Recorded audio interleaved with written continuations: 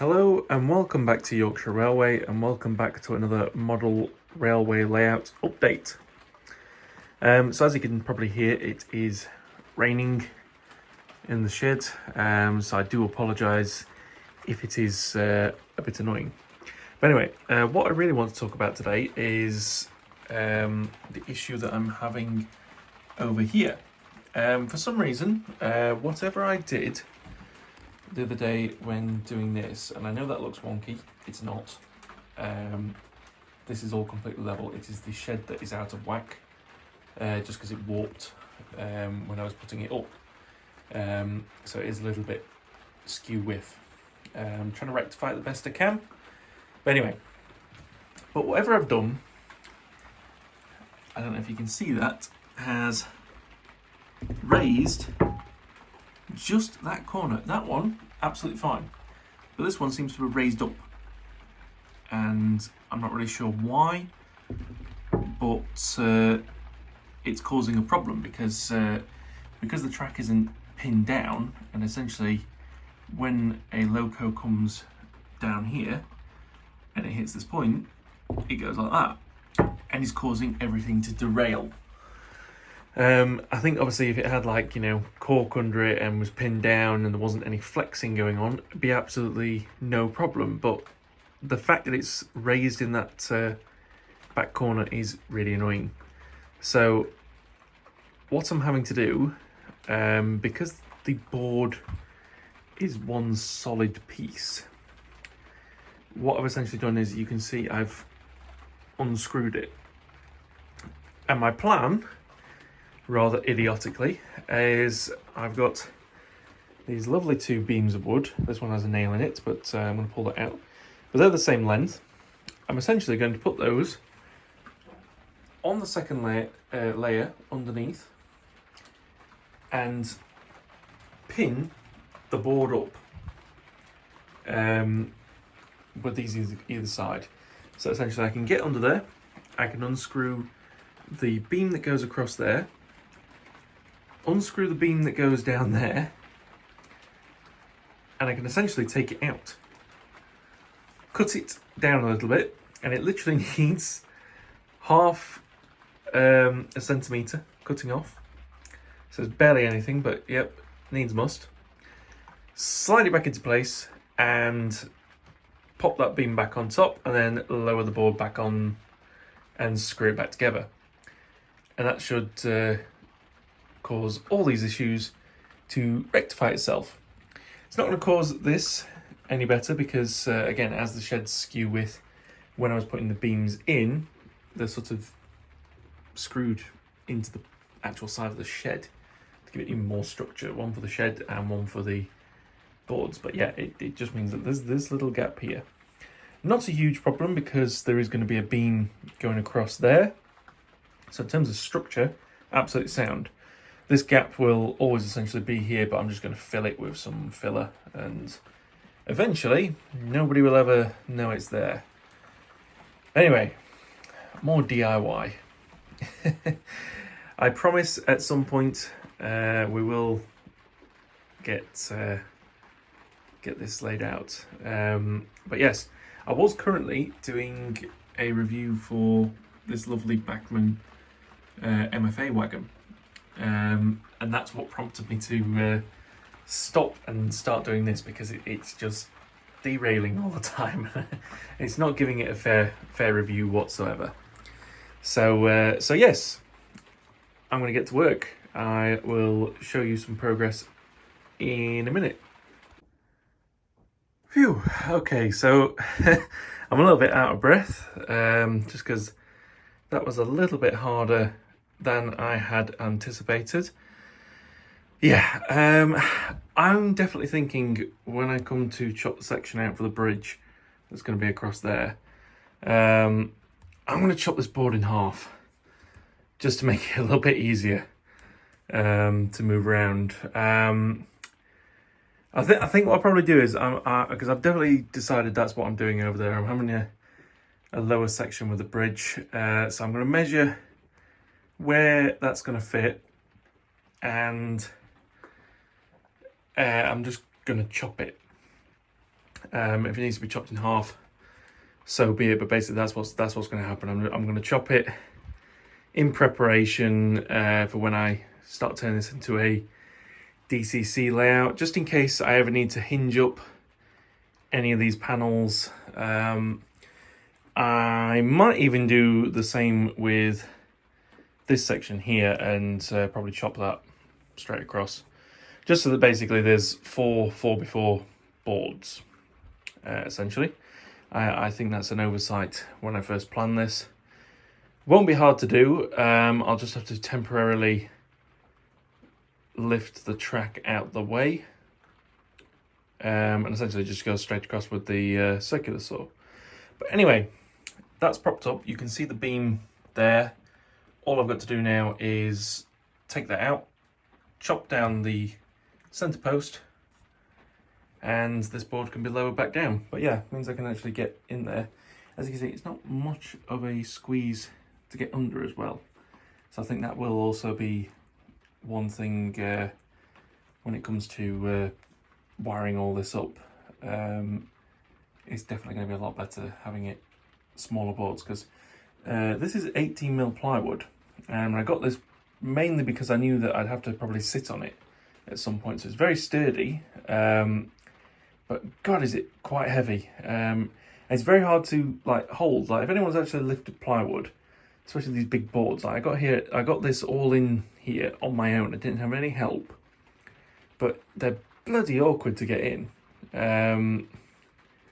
Yeah, it's not like you've essentially got to like monkey grip them, and essentially tuck it under your armpit to like move them side to side. So yeah, I'm going to chop these down, because yeah, I didn't think that through when I was putting it in. But anyway, I'm waffling rather than going back under here and getting the job done. So yeah, see you in a minute. Okay, so yeah, I've realised it's not an error in my ways in terms of the actual structure, but how can I demonstrate this? Right, I'll go down here. Just bear with me 1 second. So, as you can see, the structure of the boards are literally two beams on top of two pillars. They are screwed in, two screws this way, but they're also screwed in, two screws that way. And basically, I can't take that post out without taking the whole structure out. So I can either do one of two things. I could be stupid and try and cut it with the circular saw, which, because obviously it's got the security blade on it, which is designed for going across, so it opens when you're doing that. I'd have to hold that open whilst simultaneously trying to cut a straight cut. Probably not going to work out well for me. I'll probably end up losing a finger or something, although it's possible. Best case scenario, it's probably not going to be a straight cut, which won't solve the issue. So the only issue I've got is, I don't know if you can see, but I've already taken the screws out. I'm going to slide the boards out that I've only just put in. That will allow me to lift this up enough to unscrew that underneath, and then take that out, chop it with a miter saw, screw it back in, pop that down, screw the one on top, take all this down, boards back on, done, and yeah, we'll be straight again. Oh, the joys. But anyway, it's I didn't realise how late it was actually getting when I came in and started this, because I started filming my review, realised the issue, so I just started doing it, and it's currently 9:15. Yeah, I didn't realise how late it was, and I don't want to cause any more noise disturbance with the impact driver, because it is pretty loud. yeah, hopefully I haven't peed off the neighbours. So yeah, I'm going to call it quits today, and I'm going to come back at it another day when I've got a bit more time. Yeah, the joys. What I might do is I might just, because that post is there, it'll just be a bit wobbly in that corner, but I'll lay it down so that it's actually flat, just because we don't want any loud bangs in the middle of the night. And then I'll just prop it back up when I come back to doing it, so no problems. But yeah, on to the next day, and that will be in the next clip. Hopefully we'll get this finished. Okay, so it's another day, and I'm here to finish off getting these support beams out. So yeah, I've been at work all week and been looking forward to a day off to get out in the shed and get a little bit messy again. So yeah, I popped the board down whilst I was away, and I've just propped it back up just now so I can get back under there and hopefully slide those beams out, and it shouldn't be any trouble at all. Wish me luck. And there we go, a bit of careful manoeuvring and that support is out. So I've got to be a bit careful because this is literally balancing, holding this. So yeah, if that goes, it's all falling down. But yeah, I'm going to quickly get that chopped to the right size. We'll get it put back in place, and hopefully everything will be nice and level. Fingers crossed. Okay, so I've got the board all back down.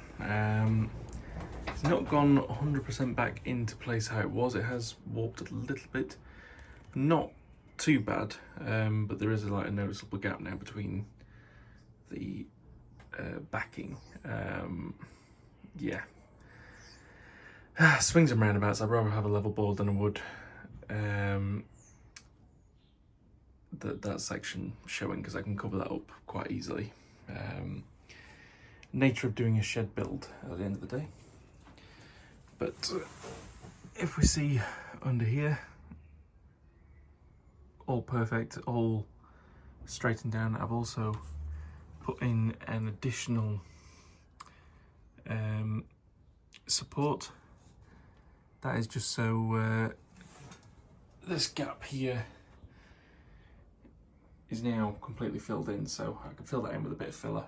Nobody will ever know it's there. But yeah, now all I've got to do is just get the track back together and we can start running some trains again. And there we go, we've got trains running once again on the layout, which I think you'll agree with me is an absolutely fantastic sight. All running smoothly, no problems, no track warping or anything like that, wobbling should I say, as it's going over the joins. So yeah, absolutely fantastic. And now we can hopefully move on to some proper modelling. But that's all from me today, guys, with this update. If you have enjoyed this video, just to see what I've been up to this week, hit a like down below, as well as a comment as well. And if you haven't already, hit the subscribe button. It's free to do so and massively helps me out. So yeah, make sure you're subscribed, as well as you'll be first in line for when I upload new videos. So that is all from me today, guys. Take care. I will catch you in the next video.